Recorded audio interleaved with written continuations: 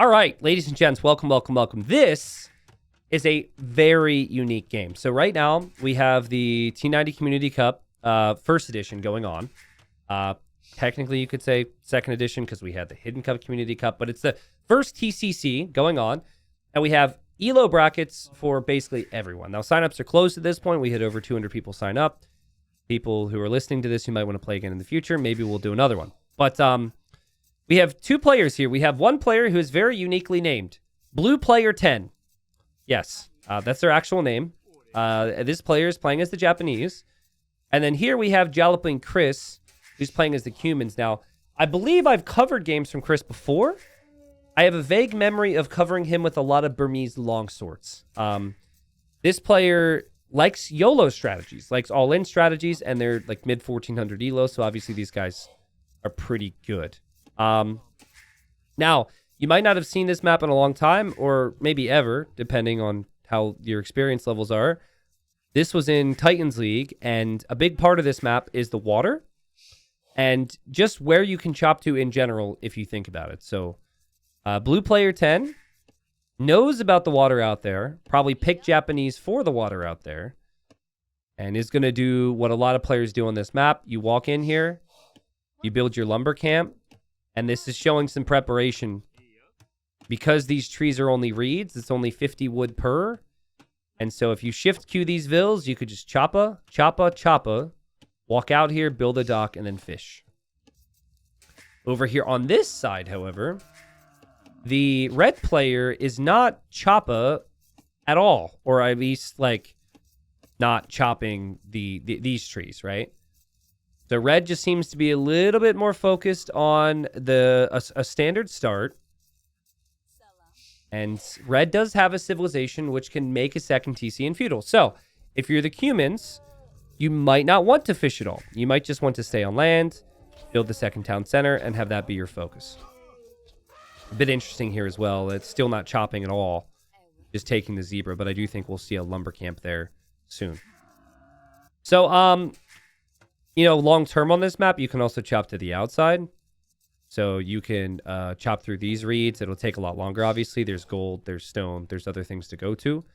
And then there's this big section kind of connected to the middle, which we've seen players wall up before and take under their control.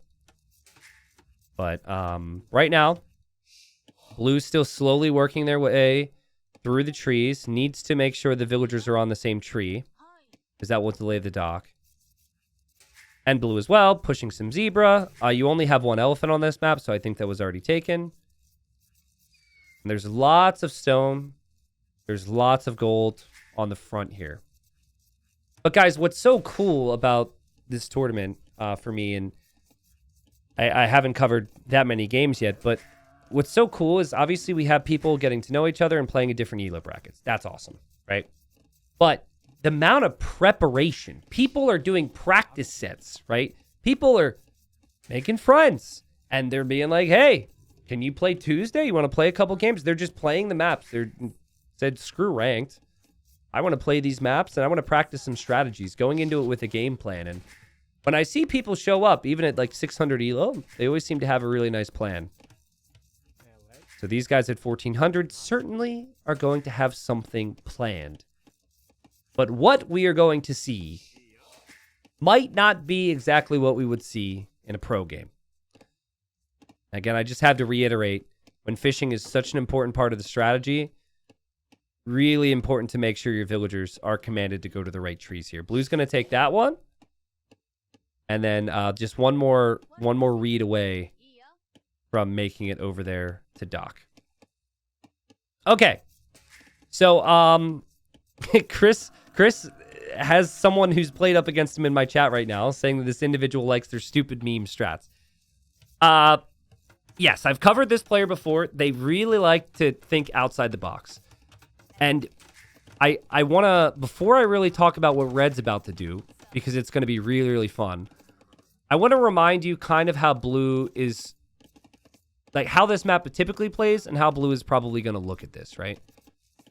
So blue is thinking, I'm Japanese. I'll probably go like archers and spears towards the middle. And then I fish on the outside.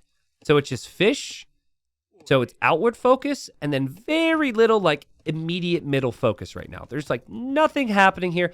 In fact, it's all in the dark. He's not really thinking too heavily on what's happening because he still has other things to do. Still has to chop through this tree.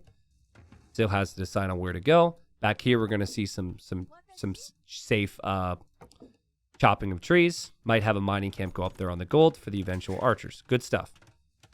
Red knows exactly where that TC will be if there was any level of preparation because TC positions are fixed. And red is not going for the second town center in the Feudal Age, which the Cumans are known for, which the Cumans can do. Red has other plans. And blue actually sees these villagers here and immediately builds the range, which is really nice timing. The scout's a bit weaker for blue. Blue falls back to the TC. Red sees the villagers are going to be garrisoned. So it's going to be archers. Archers is the plan here for red. Blue can now send a villager out here to drop a dock. Now, there's something you can do called the dock block here. So you could actually block this off so your opponent can't pass through with ships. But I just don't know what blue is expected. Like, based on what blue has scouted, he shouldn't assume red to come through there. But I think the initial strategy probably was just dock block. Plus, it's just really fun to say. Scouting, super important. Double range here. Archer ranges and stables are cheaper with the Cumans. So, archer opening here from Chris. Really smart. And could apply some real pressure here. Blue, going to mix in some skirms. And you could see it's taken blue some time to really benefit from the fishing. That's obviously the long-term goal. And blue just lost the scout. So it's pretty much just an archer war for the time being. Both players going to be going for range units. Blue under a lot of early pressure, I'd say. And has lost some units here. I noticed when I watch Chris just has crazy, like, what's the word? Erratic energy, I guess. Like, always getting housed. Always has, like, 6 or 7 vills moving around. Never has a really good balance on anything. But is spending resources very quickly. And I've noticed, like, a group of villagers running forward constantly. I don't know if he has them on the wrong group or something. But, you know, this is where this feels like a normal archer rush. And you might be like, you know, what's the exciting play here, T90? Like, what on earth are we getting excited about? Beyond just archer v archer. We see this kind of stuff all the time, right? Yeah, pressure's on. Nice job from red. Red also got fletching early. Blue doesn't have that yet. And I think blue continues to make fishing ships. Japanese fishing ships are going to bring in tons of food. But already, Chris in a really good spot. Tower's right next to the archer range. These archers can kind of move anywhere. I like this from blue, just in case the archers loop around, though. It keeps most of that safe. And again, red is not fishing at all. But red doesn't have that potential, and red really doesn't have the best food economy. But guys, now we see the siege workshop. So Cumans, the only civilization that can make a siege workshop in Feudal. They can't make mangonels or scorpions in Feudal, but what they can do is they can make rams. So, 2 archer ranges, fast upgrades, forward tower, but now you have the potential to ram down your opponent's base. And blue's already trying to recover with ranged units because of all this pressure coming in, and now the archer ranges could just get rammed down. Now remember, blue is fishing, and it's Japanese fishing ships. So it's going to be 5 food eco on water combined with everything else. And then this is the only food eco for Chris. So Chris is spending all wood gold on archers, all wood gold on rams. Rams are not cheap. So blue could still be okay here. And blue is also going to have some skirms, which can defend from the archers. But really, the only thing you have to stop the rams would be villagers at this point. Also, can you imagine if blue builds another dock? Why not? You have the wood, right? Make another dock here. Get up to 5, 10, 15 fishing ships. Because pretty soon, you're not going to have a town center. I don't know if blue is expecting this play or what. But blue seems a little stunned at the moment. The reason you could tell the reason that Chris has a lot of success is because Chris just sticks to a game plan and pressures very quickly. So yeah, TC's going to go down, and the blue player hasn't really reacted. Okay, now the villagers are angry. They're like, you just took our jobs. And Chris misclicks on the house. Blue trying to get some upgrades, but the tower fire is still annoying. Still, he's desperate. Oh god, the villagers are running out. Oh, it's not pretty. It's not pretty. Blue still making some archers and skirms behind this. We'll have the armor here in a second. Has no TC. And is starting to lose houses. Is starting to lose his base. But we'll have a TC again. This is so stupid. Now, any other map, this is game over. Because, you know, red doesn't have fish, blue doesn't have fish. But resources collected is actually still better for blue, believe it or not. The issue for blue is actually going to be houses. And, like, you think, does red go home and, like, play some farms? Well, yes, red's going to do that now. But, you know, still hasn't docked or anything. Actually ran out of berries. Like, the eco balance really isn't... It isn't great to get up to the next stage right now, if you're red. Lots of damage, though. These Rams have almost dealt 10,000 damage. And this tower as well, just kind of adding more pressure to the situation. And, I mean, it's just hit blue so freaking fast. Blue doesn't know what to do. Blue is stuck here. Houses, like, you're going to run out of space for houses. Who knows? I don't know. Maybe Army can come over here, take out the docks at some point. So, I feel for blue because I can only imagine how helpless one would feel in this situation. And so I think about how helpless someone would feel in this situation. And then I think about how awful they would feel having someone show their helplessness to thousands of people. So Blue 10, it is a community tournament. I imagine you might be a fan. I hope you continue to be one. But thus far, you still have a manageable situation here if the wood is being spent on fish and you can reach Castle Age. Skirmishers are going to be out as well. Skirmishers will have upgrades that they didn't have in the past. Blue is stuck. We have I sit in my chat says I would hate to be blue here. Yeah, but you're chilling. You're sitting. Don't you love the corners? Don't you love to relax in little tight spaces? Maybe you've changed. I sit is also playing in the Community Cup, by the way. And look at blue player staying underneath the tower, trying to focus down the archers. One of the Rams have gone down. Blue is revolting against the situation. And all of a sudden, believe it or not, the Rams are kind of ineffective. The tower could get battered down as well. And all these archers and Rams that red's committing to suddenly not making as much progress as red was doing in the past. Now, the big thing here for blue is, like, this tower needs to be down. Like, the villagers needed to be on this tower while simultaneously going for the Rams. I'm really trying to act like this is easy. It's not. I'm still needing to micro the skirm, still needing to think about Vill production, which has been a bit of a struggle, but the tower's down. Still not a situation that I would love to be in if I were blue, but skirmishers are fully armored now and have the attack, and yet red, realizing probably that maybe the eco needs to be fixed. Red's not looking at home. Guys, red is 1400 because of pressure like this and lack of balance. And red may stay at 1400 because of pressure like this and lack of balance. I love how blue snuck out here earlier to make these ranges, though. It was kind of out of the Rams' vision, which really helped. Guys, this is still a game. Resources collected, 9,000 for both of them. Crazy stuff, right? Resources destroyed is different because red, and that's on the bottom left now, red's destroyed 2,000 more resources just because of all the Rams. Like blue's houses and whatever else, but somehow still manageable.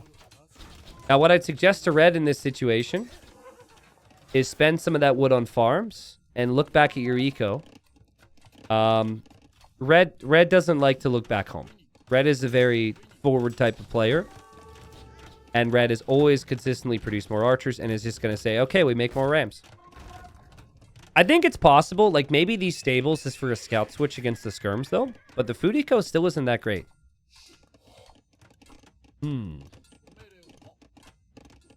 Third archer range now for blue player. Who lost the initial TC. This TC is now on fire. And now that the dust has settled a little bit, is maybe expecting that red's going to try and go up to Castle Age. It might drop the market to balance the eco. I think blue is definitely expecting scouts because blue added the spears. So it's smart to expect that here. I also think with this many skirms, you could just stay underneath the tower. I mean, the tower is a little scary, but if your micro is good enough, you could just chase these archers around anyways. I mean, look at this. Yeah, this is great from blue. This is sick. This is amazing play. It says, who cares about you? The Rams care. The Rams were chasing. Nice micro there from red, though, to move away. And blue player is about to click up to Castle Age after losing like a dozen houses and the starting TC. Again, you would not see this be a situation on any other map. The fishing saved blue this game. And blue is on the way to the next stage. So now, Chris, his attacks aren't amounting to much. And Chris still holds good map control, but needs to think about the next step. Now, I think if this was like a high-level tournament and you're expecting people to think this way, what you would see is you would see Chris build 2 docks and plan to make fire galleys to kill the fish, right? And sneak over there. But that hasn't happened here. Red's initial strat is what Red's going to stick to, which is still pushing through the middle. Red has not clicked up to Castle Age yet. It's not really close. I noticed blue misclicked the fish for a second. Maybe did just double click them. Yeah, just click them onto the fish now. So there's still hundreds more food out there, but it's getting rather tough to move around out here. Okay, the first thing you need here if you're a blue player is you need a siege workshop. Second thing would be elite skirm. Third thing, you go attack and kill all those archers. That's how you have to play this.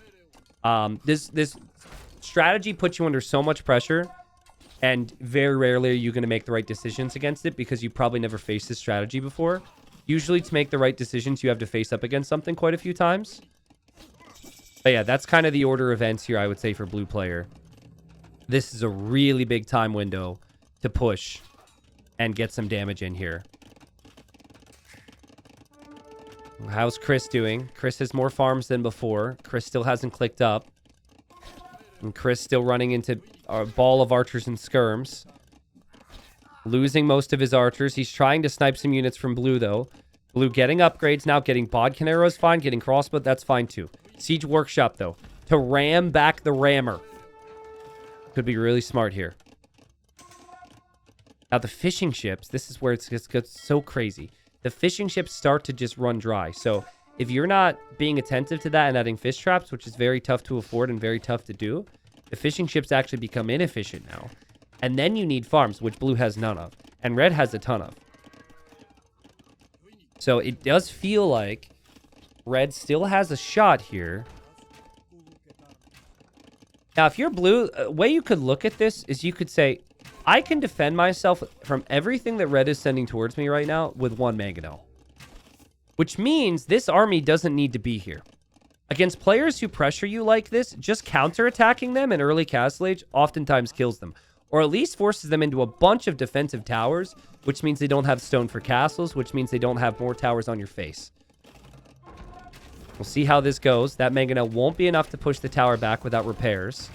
You could see the villagers on the way for blue player, but he has to back away. And Chris bought 600 food for 1,000 golds from the forward market. And is now on the way to Castle Age. Blue player's kind of chilling a little bit. Feeling like they're in a pretty good spot. They got the score lead for the first time in a long time. And probably feels like, I can't be stopped right now. because I simply just have too much army for my opponent to deal with. But the opponent isn't really dealing with it. Right now, Chris is just losing, some of the forward buildings. And Chris is extremely exposed at home, but obviously this is not something that Blue knows. Blue has not been over there for a long time, and as I like to say with normally lower elo players, but I'll say it here as well, the darkness is scary. Super easy. I think that's a big part. It's like people forget about the fog of war when they're watching. There's a lot of people who are like, oh, why did such and such do this? Because they don't know what's out there, man. Like, if they run out there and lose all their army to something they didn't know about, you're also going to be saying, why did they just lose their army? You know, people forget what it's like to play the game when you're spectating. Important moment for Blue. Like we said before, like, Blue really needed to force the issue with faster Castle Age. Spent his time taking out the market and the siege workshop. And now Blue moves forward and is going to continue to try and push this tower down. Tower should go down pretty quickly. Red's got an army to the left and an army to the right. Red also has a defensive siege workshop prepared and has the forward siege workshop, but is going to produce from the one at home. What a game, guys. Like, these two are clearly very talented. Blue has now escaped and is building a second TC. So Blue has chopped through. That's the other thing players will focus on, right? And crossbow bodkin arrow now comes in for Red. And I want to see how Red views this situation. See, Red's in a similar spot to what I said before, where technically you could defend with only siege and counterattack with the archers. But can you really even do damage with the archers? Oh, man. Oh, man. How's your micro, Red? How's your micro, Blue? Oh, this is going to be insane. Oh, careful. Crazy army numbers right now. This game is all going to be decided on how the siege and crossbow war goes, it feels. Did see a universities there for Blue players, so he might get ballistics. There's a university now for Chris, as Chris wants that upgrade too. Blue seems a little scared to move in towards Red's base. It's tough. When they've got siege there, it's tough to justify being anywhere close to it. I feel like the elite skirm upgrade is a must here with this many skirmishers. So that's probably something that Blue needs to consider as well. I'd love to see outposting so you can get vision on things too. And a big shot here from Red.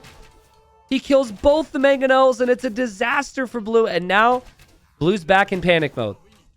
Blue's back in panic mode. Blue made a ram thinking I was fine. I'm just going to ram down the siege workshop. Siege workshop's still up now. So now there's 3 mangonels, soon to be 4 for Red. Oh! This is a problem. Ballistics is in. How's your micro? How's your micro? Oh, he's scared. Oh, but wait. But wait. But wait. Oh, he blocks. He blocks.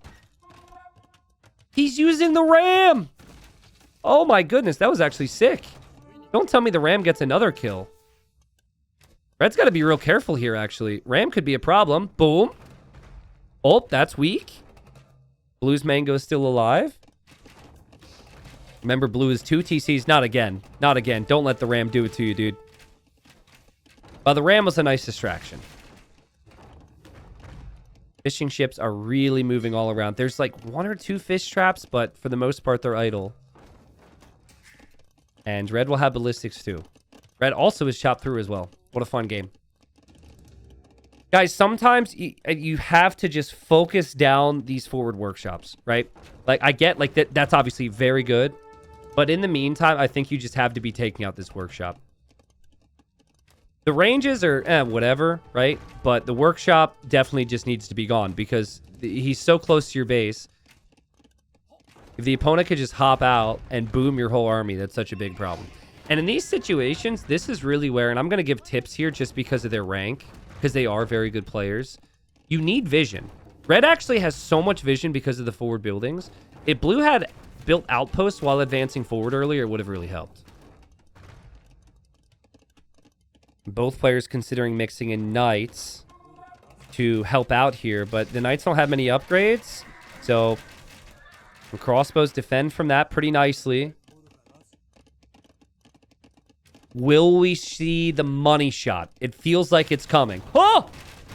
That could be it. 1 for 2 with the mangoes. Both players have ballistics now. You could tell Chris does this more frequently, but there we go. There's a little 1 for 1. Blue sending random scouts into red space. I like stuff like this. I'd prefer it be a knight instead of a scout, but I think that's really smart. Blue. Oh, he gets destroyed. And he's going to get hit again. Micros has to take the mango. And I think that was actually because of this army here. I feel like this army was probably distracting Blue. Remember, Blue had 13 skirms at one point. Never researched Elite Skirm. I think Elite Skirm would have helped in a lot of these engagements. Japanese Cav Archers, though, pretty strong. Doesn't have too many just yet. Red still with such a big crossbow mass. And all the momentum because these ranges are always producing and Blue is falling apart. Again, a lot of players are like, great, now I can boom. I think Red's going to say, great, now I can drop a forward castle. Right? Come on. I see Vils. It might be coming for the gold. But from what I know about Red, he would probably want a castle here, and he might consider it worth the risk. Japanese Cav Archers destroy Cumans long term. Like, Cumans don't have great skirms. They don't have very good range units to match it. So, Red needs to get an engagement before the Cav Archer mass gets much bigger, and that helps. And, yeah, Blue, there's just so much army. And Blue isn't really sure how to take engagements. It's all also right next to his production, so as he tries to gather units up behind and play save, he's probably going to lose random units here. The Knights are paying off more. The siege is still here. Good pressure from Red. Blue may be using these moments to fish trap as well. That's the thing, is when you see bad micro, you don't realize they're doing that in that moment. Blue is pushed all the way back before. Needs a big shot. A big shot on the crossbows works. Oh. Oh, pain. That was worst case scenario. Oh, no. Oh, he killed a crossbow. The other crossbows were split up. Again, there's a lot of pressure here. And he's going to take the siege with his Cav Archers. That was part of the plan. There we go. Is Chris really not dropping a forward castle? Is this the same player? Did someone get subbed in? You? You are not dropping a forward castle when you have this position. I'm shocked. Is microing a lot, of course? This kind of felt like that was the first thing that Red was going to do the second that Red got any sort of control here. I love, like, something that Red has done without fail is these archer ranges have been producing. This stat's not going to be, it's not going to wow you that much because 50% doesn't feel that important. But ever since it's been produced, these ranges have been producing 50% of the time. Look at Blue.